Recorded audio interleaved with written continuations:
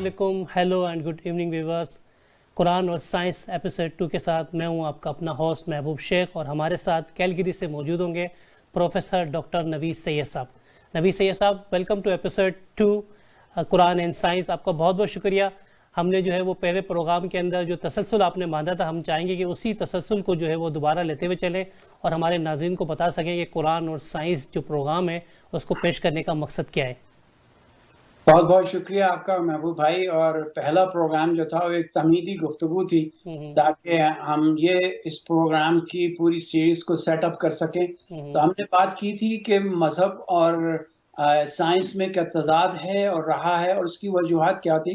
लेकिन उसकी वजूहात हमने ये भी बयान की थी पहले कि जब साइंस को और साइंसदानों को, स्कॉलर्स को मजहबी सप्रेशन का जब निशाना बनाया गया तो उन्होंने मजहब के ऊपर हमले शुरू किए और उन हमलों में उन्होंने जितनी भी चीज़ें बाइबल में थी, किताबों में थी, उनको उन्होंने निगलेक्ट और जो है इग्नोर करना शुरू किया।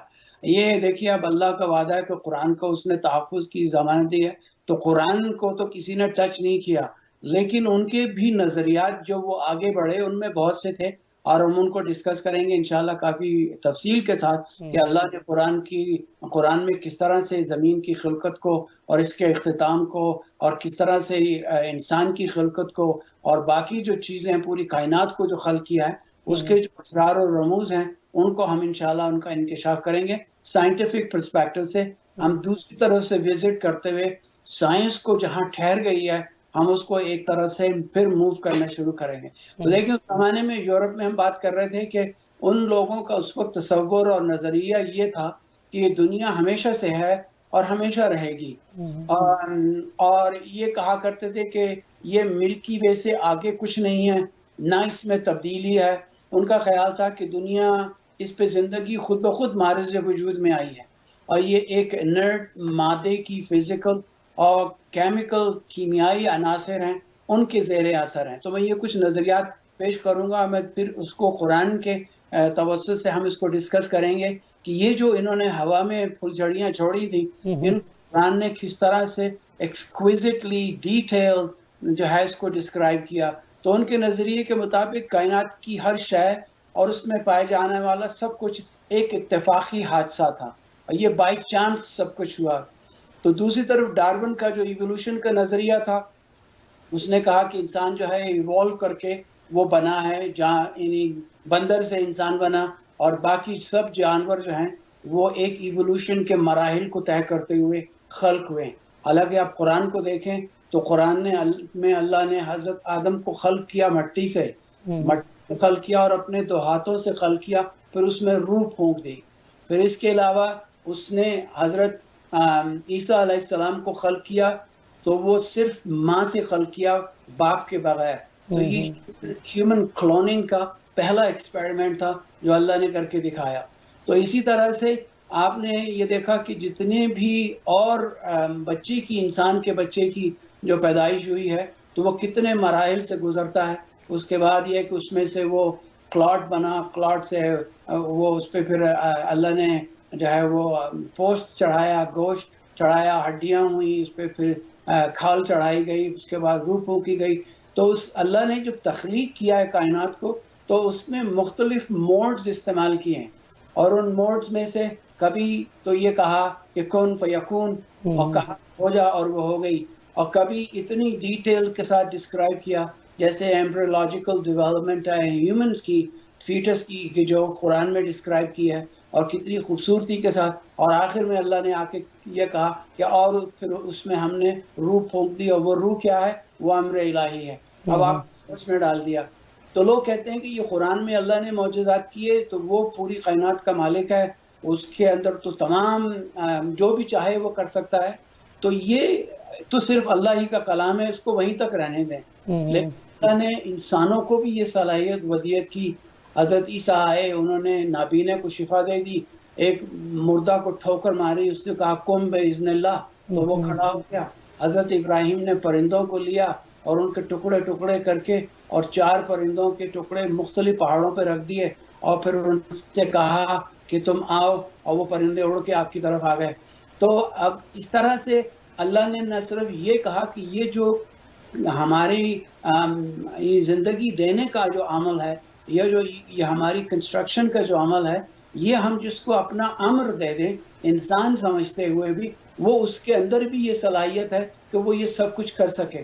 تو اللہ نے اپنی صفات انسانوں میں ودیت کی تھی کہ کوئی اس کو سپرسٹیشس کتاب سمجھ کے ایک کونے میں نہ رکھ دے. اب اسی طرح سے دیکھیے موت کا تصور بھی ہے. حضرت عزیر علیہ السلام کو 100 سال کے لیے اللہ نے سلا دیا گدھے کے ساتھ، 100 سال کے بعد اٹھایا. اصحاب کہف کو دیکھیں، اصحاب کہف کو وہ ابھی تک جو ہے ساتوں کے ساتوں سو رہے ہیں، ان کے ساتھ کتا بھی سو رہا ہے.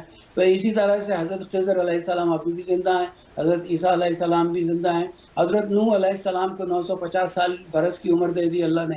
تو ہم اس پہ بھی غور کریں گے کہ کیا یہ سائنٹیفکلی ممکن ہے یا نہیں، کہ ایسا ہو سکتا ہے، اور اس کے پیچھے کون سے عناصر ہیں، وہ ہیومن کلوننگ سے لے کر اور وہ ریزریکشن سے اور دوبارہ چیزوں کو اکٹھا کرنے. تخت بلقیس کو آپ نے دیکھا، ایک صاحب جن کے پاس جناب زکریا کہ تھوڑا سا کتاب کا علم تھا، انہوں نے کہا کہ میں آپ کی پلک جھپکنے سے پہلے بلقیس کو اس کے تخت کے سمیت لے آؤں گا. اب یہ جو ہے مٹیریل یا مادے کی ڈیسولوشن ہے، اس کے اوپر سائنس کیا کہتی ہے جو قرآن نے اتنا سا پہلے کہا.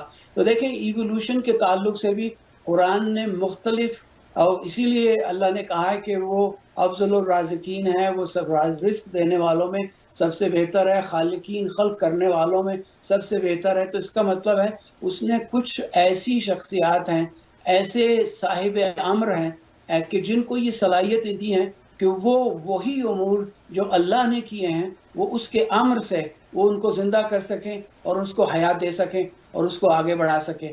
تو اسی طرح سے آپ نے انہیں جب نظاموں کو دیکھتے ہیں، اب کارل مارکس کے نظریے کو دیکھیں جس سے دہریت پھیلی، مٹیریلزم آیا، اور اس کے بعد یہ ہوا کہ کیونکہ انہوں نے وہ نظام سسٹم بنائے تھے تو تعلیمی نظام بھی ویسے ہی بننے لگے، نشر و اشاعت بھی اسی طرف جانے لگی.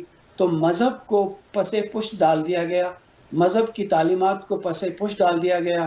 اور اسی طرح سے آپ دیکھیے گا کہ جتنی بھی بائبل میں جو اتنے ورژنز چینج ہوئے ہیں وہ کانسٹنٹ مسلسل چینج ہوتے رہے، جس کی وجہ سے اب مذاہب کے اندر وہ جان، وہ طاقت نہیں رہی کہ وہ اس یلغار کو برداشت کر سکیں ماں سوا قرآن کے.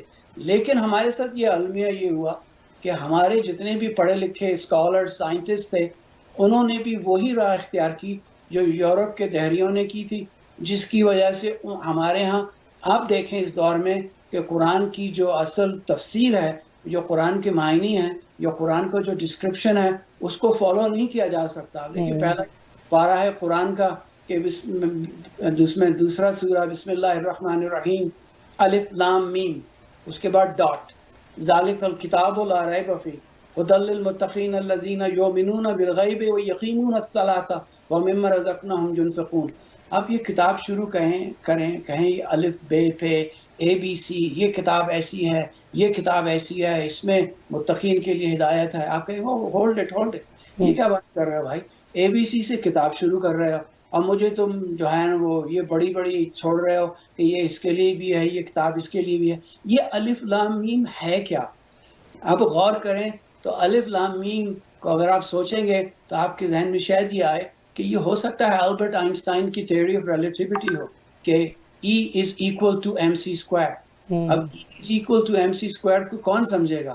وہی جس نے قرآن کو اس نہج پہ سمجھا ہو کہ، اور ان کی جو قرآن کی اختراع ہے، اس کی جو اسرار و رموز ہیں، جس میں اللہ نے، دیکھیے ہمارے ہاں یہ بڑا عظیم کانسیپٹ ہے کہ اللہ عادل ہے. جب وہ عادل ہے تو اس نے کائنات کو عدل کے پرنسپلز پہ بنایا ہے. اس نے عدل کے پرنسپلز پہ جب بنایا ہے تو اس نے یہ نہیں کہا کہ اس میں ہدایت صرف مسلمانوں کے لیے ہے، اس میں ہدایت ان کے لیے ہے جو تفکر کرتے ہیں، جو سوچنے والے ہیں. تو اب ان لوگوں نے جب انہی چیزوں کو، رموز کو سمجھنے کی کوشش کی تو یہ چاند پہ بھی پہنچ گئے، انہوں نے سورج کی شعاؤں کو بھی قید کر لیا، اور انہوں نے جو ہے وہ دنیا کے مختلف جو سیارے ستارے ہیں ان پہ بھی کمندیں ڈالنی شروع کر دی. ہم لوگ ابھی اسی نہج میں الجھے ہوئے ہیں کہ یہ صرف جو ہے طاقوں میں سجانے کے لیے ہے، کسی مرتے ہوئے اس کی ہوا دے دی جائے، کسی کے گلے میں تعویذ ڈال دیا جائے، تعویذ گھول کے پلا دیا جائے. تو دیکھیے یہ بہت بڑا المیہ ہے میں سمجھتا ہوں کہ جس کی وجہ سے ہم نے جن کے پاس یہ اتنی اچھی کتاب تھی اور ہم اس سے جو ہے فائدہ نہیں اٹھا سکے. تو اب آپ یعنی 19ویں صدی کے اختتام پہ بھی آپ دیکھیں 20ویں صدی کی ابتدا تک لوگ یہی سمجھتے رہے کہ دنیا ہمیشہ سے ہے، ہمیشہ رہے گی، اس میں تغیر اور رد و بدل نہیں ہے. یعنی اس کو ہم کازمولوجیکل ماڈل کہتے ہیں کہ جو ایک اسٹیڈی اسٹیٹ کی تھیوری ہے کہ جس کے مطابق اس دنیا میں تغیر نہیں ہے اور اس لیے اس کے کسی خالق کو بنانے کی یا چلانے کی ضرورت نہیں ہے. انہوں نے کہا کہ اس کے اندر جو لا متناہی، ہم اس پہ ڈسکس کریں گے کہ بلیک میٹر کیا ہے، جو یہ الیکٹرو میگنیٹک اسپیکٹرم ہے جو کہتے ہیں جس کا دار و مدار ہیٹ پہ ہے، انرجی پہ ہے، یہ اس کو ہم کہتے ہیں کہ form of cosmic microwave ہیں جو اس میں سے نکلتی ہیں، جس کی وجہ سے جو ہے وہ کائنات جو خلق ہوئی ہے یا وجود میں آئی ہے. لیکن ان کی بھی جتنی تھیوریز تھیں ان سب میں بہت ہی سیریس قسم کے فالٹ ہیں. کچھ لوگ یہ سمجھتے تھے کہ یہ دنیا جو ہے یہ امینس کلوزڈ سسٹم ہے جس کا انحصار مادے اور توانائی پہ ہے. تو ان چیزوں پہ ہم انشاءاللہ ڈسکس کریں گے کافی تفصیل کے ساتھ. اور جو جتنے بھی پرنسپلز ہیں آپ دیکھیے، چاہے وہ تھیوری آف لائٹ ہو کہ لائٹ جو ہے وہ اسپیڈ سے ٹریول کرتی ہے، اور حالانکہ ہمیں لائٹ اگر میں اس کی اصل اسپیڈ کا اندازہ بھی نہیں ہے. جنہوں نے کہا کہ اسٹرنگز تھیوری جو ہے وہ اس دنیا کی خلقت کو ایکسپلین کرتی ہے، ہم اس کو بھی ڈسکرائب کریں گے. ہم اس کے علاوہ جو بگ بینگ کی تھیوری ہے اس کے بارے میں قرآن نے کیا کہا ہے. قرآن نے یہ کہا ہے کہ یہ سب چیزیں مجتمع تھیں، اکٹھی تھیں ایک بال کی سمجھ میں، پھر ہم نے ان کو منتشر کیا. ہم نے اس کو منتشر کیا تو یہ پھیلتی چلی گئی، اور اب ہم اس کو پھیلاتے چلے جائیں گے. دیکھیں 60 some kilometer every day this universe is expanding. یہ قرآن نے 1400 سال پہلے بتایا. یونیورس جو ہے ریسٹرکٹڈ نہیں ہے، مگر یہ کہ مسلسل پھیلتی چلی جا رہی ہے.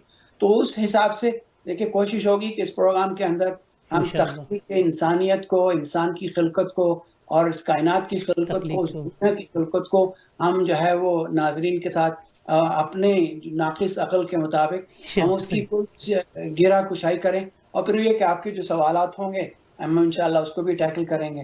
بہت بہت شکریہ. ہمارے ساتھ موجود ہے پروفیسر ڈاکٹر نوید سید صاحب. سامعین، ہم نے اپنی جانب سے کوشش کی ہے کہ اس ماہ رمضان میں قرآن اور سائنس جیسے بہترین سبجیکٹ پہ ایک پروگرام آپ تک پیش کریں، تاکہ ہمیں پتہ چلے کہ جو 1400 سال پہلے جو عظیم الشان کتاب نازل ہوئی ہم سب پہ، قرآن حکیم، اس پہ سائنس کی جدید تحقیق نے ریسرچ کے بعد کیا پایا اور ہمیں کیا بتانے کی کوشش کی. ہماری کوشش ہے کہ ہم اس پروگرام کو ویکلی مختصر ترین ٹائم کے اندر آپ کے تک پہنچانے کی کوشش کریں. آپ ہمیں اپنی فیڈ بیک دیجیے گا، ہمیں بتائیے گا کہ جو سبجیکٹ ہم نے چنا ہے قرآن اور سائنس، اس کے بارے میں آپ کی کیا رائے ہے. آپ ہمیں بتائیے گا کہ اس پروگرام کو بہتر بنانے کے لیے ہم مزید کیا کر سکتے ہیں. اپنی تجاویز، اپنی آراء سے ہمیں بتائیں. ہمارا رابطہ ہے، اگر آپ ہمیں ای میل کرنا چاہتے ہیں تو mehboobjournalist308@gmail.com پہ آپ ہم سے رابطہ کر سکتے ہیں. اگر آپ چاہتے ہیں ہم سے فون پہ رابطہ کرنا، واٹس ایپس کے ذریعے آپ ہمیں 001-647-291-3707 پر رابطہ کر سکتے ہیں. اپنے ہوسٹ محبوب شیخ کو اور پروفیسر ڈاکٹر نوید سید صاحب کو اجازت دیجیے. انشاءاللہ آئندہ ہفتے ہم سوالات کے ساتھ آپ کے پاس حاضر ہوں گے اور آپ کو قرآن اور سائنس پر مشتمل جو پروگرام ہے اس کی معلومات اور انفارمیشن کے ذریعے کوشش کریں گے کہ آپ کے اور ہمارے علم میں اضافہ ہو سکے. بہت بہت شکریہ. کینیڈا پاکستان زندہ باد.